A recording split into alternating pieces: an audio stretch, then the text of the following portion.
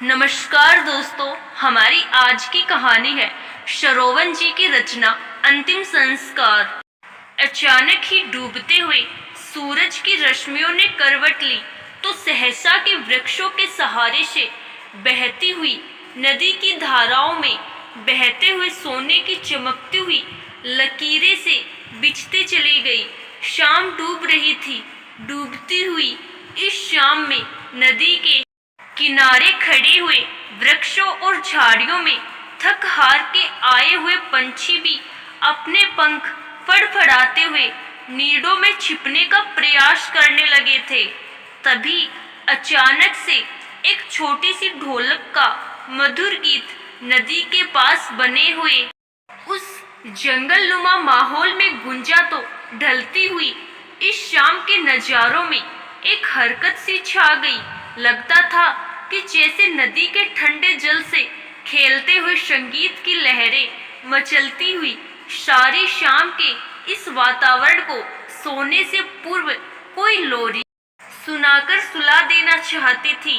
एक तरफ नदी के पास बने हुए गांव का भोला भाला लड़का हरिया अपनी इस ढोलक को बजा रहा था, तो दूसरी तरफ नदी के किनारे एक पेड़ से पत्थर पर बहुत खामोश और चुप बैठे हुए 1 साल छोटे हरी गाय का बछड़ा ने जब इस ढोलक संगीत को सुना तो वह बगैर कुछ भी सोचे हुए अपने स्थान से उठा और आनन फानन भागता हुआ उस तरफ दौड़ने लगा जहां पर हरिया अपनी ढोलक बजा रहा था। हरिया और हरी का ऐसा करना एक प्रकार से रोजाना का जैसे कार्यक्रम बन चुका था। हरिया अक्सर ही संध्या के डूबते ही अपनी ढोलक बजाता था और हरी उसकी ढोलक के शवरों को सुनता हुआ उसके पास आ खड़ा होता। ना ज्यादा दूर और ना बहुत ही पास हरी खड़े होकर अपनी भरी भरी आंखों से हरिया को अपनी ढोलक पीटते देखा करता था, तब तक जब तक कि ढोलक का बजना बंद नहीं हो जाता और हरिया वापस गांव में नहीं लौट जाता था। आज भी ऐसा ही कुछ हुआ। हरी अपनी भरी भरी उदास आंखों से हरिया को देख रहा था। हरी को अपने सामने पाकर हरिया के हाथ ढोलक पर और भी तेज से पड़ने लगे, क्योंकि वह सोचा करता था कि उसकी ढोलक की ताल पर आने वाला यह बछड़ा उसकी ढोलक बजाने की कला को पसंद करता है अथवा उसका संगीत उसको बहुत भाता है। यही सोचकर हरिया के हाथ ढोलक पर और भी तीव्रता से पड़ने लगते थे, मगर हरी के साथ ऐसा नहीं था। जितनी ही तीव्रता से हरिया ढोलक बजाने लगता था उतनी ही तीव्रता से हरी का जैसे कलेजा फटने लगता था।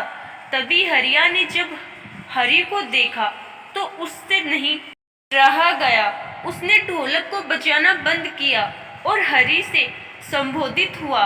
बोला, ए हरी, मैं जब भी अपनी यह ढोलक बजाता हूँ तो सदा ही मेरे पास भागता हुआ आ जाता है।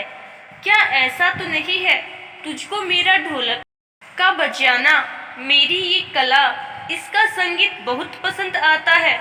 नहीं, ऐसी कोई भी बात नहीं है, हरी ने कहा। तो हरिया को जैसे अचानक ही सांप सूंघ गया। उसका इतने दिनों से हरी के प्रति सोचना गलत निकला। वह जब कुछ नहीं समझ सका तो उसने हरी से कहा कि जब तुझे मेरा यह संगीत पसंद नहीं है तो क्यों तू इसकी पहली ही ताल पर भागता हुआ चला आता है?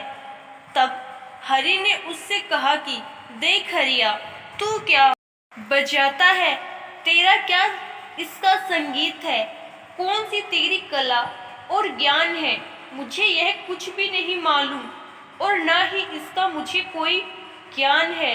तो फिर मैं तो केवल इतना ही जानता हूँ कि जिस ढोलक को तू बजाता है वह मेरी माँ की खाल से मंडी हुई है।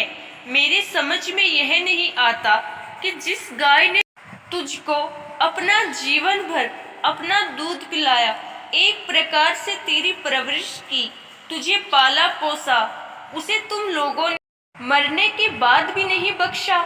मेरी माँ की तुम लोगों ने मरने के बाद खाल हड्डियां बेच दी और पैसा कमाया और उसके बाकी के शरीर को चील और कौवों को खिलाने के लिए खेतों में लावारिस छोड़ दिया। इतना ही नहीं, मरने के बाद भी तू उसकी ढोलक बनाकर उसको आज तक पीटता है। क्या बिगाड़ा है तेरा मेरी माँ ने। कहते कहते हरी की आंखें फिर से भर आई। बाद में हरी ने फिर हरिया से आगे और कुछ भी नहीं कहा। वह चुपचाप पीछे मुड़ा और अपना सिर झुकाए वापस चल दिया। अगले दिन फिर एक बार वही ढलती हुई शाम थी। नदी का शांत कल कल करता हुआ जल था। सूर्य की रश्मियां नदी के जल में अपने अंतिम प्रकाश का जैसे पिघला हुआ सोना घोल रही थी। थके हुए पंछियों के समूह अपने घोंसलों में छिप रहे थे, पर वहां पर ना तो हरिया था और ना ही उसकी ढोलक का संगीत। आज की शाम हरिया बहुत ही उदास और अपराध बोध की भावना के साथ हरी के पीछे खड़ा हुआ था। उसके हाथ में उसकी ढोलक थी, वह ढोलक जिसे कभी बजाते हुए वह बहुत प्रसन्न हुआ करता था, परंतु आज उसे जैसे उसको स्पर्श करते हुए भी डर लगने लगा था। तभी अचानक से एक छपाक की आवाज आई तो हरी की तंद्रा जैसे टूट गई। उसने अपने आसपास देखा तो हरिया को देखकर चौंक गया। फिर जब उसने हरिया की ढोलक को नदी के जल में बहते हुए देखा तो कुछ समझ नहीं सका, मगर हरिया ने अपने उदास स्वरों में उससे कहा कि मैं बहुत शर्मिंदा हूँ। आज मैंने तेरी माँ का अंतिम संस्कार कर दिया है। यह सुनकर हरी की आंखों से आंसुओं की कुछ एक बूंद सरकती हुई उसके गालों पर दो लकीरें बनाते हुए नीचे धरती पर गिरकर विलीन हो गई।